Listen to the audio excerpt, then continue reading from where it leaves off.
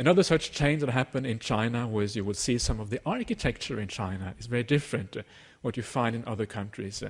In particular, you have the Chinese pagodas, these multi-story buildings with lots and lots of stories going up.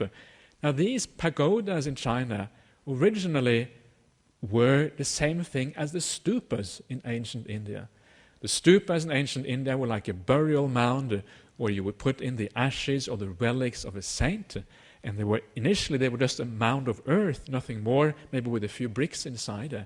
And eventually they become more elaborate. They become like these famous stupas in Sanchi in north of India, very famous stupas which are an important site of pilgrimage to this particular day. But again, they were basically just a mound, a big kind of dome, maybe many meters tall, but still just a dome. And then like maybe a railing around it, a few gateways, etc., and some parasols on top. But that was essentially what it was. But in China, it became a pagoda, this multi-story building, a very kind of fancy structure compared to the simple buildings of India. And again, that must have been under the influence of Chinese culture at the time. You can see the change there happening, but the original thing actually came from India.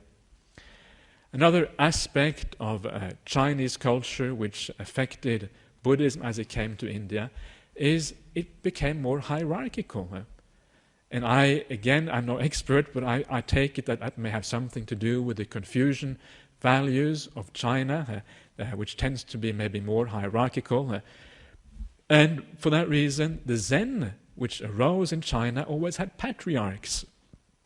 A patriarch was like the man or the monk on top of the pyramid, of the Sangha, of the Chan or the Zen tradition in India.